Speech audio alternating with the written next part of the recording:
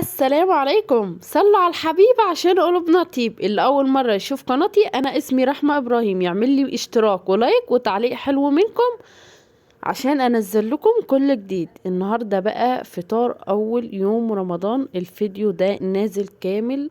هنا عاملين كنافه بالقشطه، ما شاء الله على الجمال والحلاوه دي زي ما انتم ما شايفين. اهم حاجه صلوا على النبي، ويلا نقول بسم الله ونشوف هنعملها ازاي. هنا لما بنسقيها الشربات ما شاء الله. اول حاجه بقى هنا معانا نص كيلو كنافه مجمدينه في الفريزر، وبنخرطه بالسكينه بالشكل ده. ممكن تفرميه في الكبه عادي جدا زي ما انتم ما شايفين كده. معانا كوبايه من الزبده وهنحمصها على النار لحد ما تدينا لون ذهبي. هنا معانا الشربات بتاعها 3 كوبايات من السكر وكوبايتين وكوبايتين ميه ونص ومعلقه عسل جلوكوز.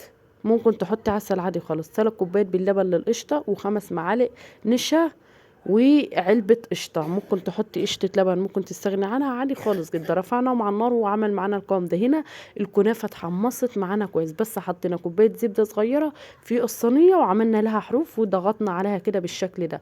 حطينا القشطة وعملناها كده، وبعد كده بقى هنرش عليها كنافة رش كده، وهنضغط عليها ضغطة بالراحة كده عشان ما تلزقش في الحروف وتتحرق مننا. بس كده. والنهارده بقى هقول لكم هنعمل المكرونه البشاميل دي ازاي. ما شاء الله وصلوا على النبي وشوفوا عملنا فطار اول يوم الجمال والروعه دي ازاي. اهم حاجه اللايك، ما تنسوش اللايكات عشان دي اللي بتشجعنا وبتفرق معايا جدا.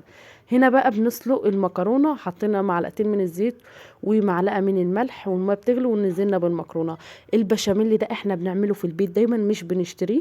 كوبايه من الدقيق صغيره على معلقتين كبار من الزبده، وبنشوحها لحد ما بتطلع ريحه حلوه، وبننزل بيه مكعب مرق دجاج ورشه ملح اسود، وبنحط نص شوربه ونص لبن. بجد طعمها بيبقى تحفه. رشيناها في الصينيه بالشكل ده كده، ونزلنا بالبشاميل ورشه من الموتزاريلا، ونزلنا باللحمه المتعصجه وبالشكل ده زي ما انتم ما شايفين. ما شاء الله. صلوا على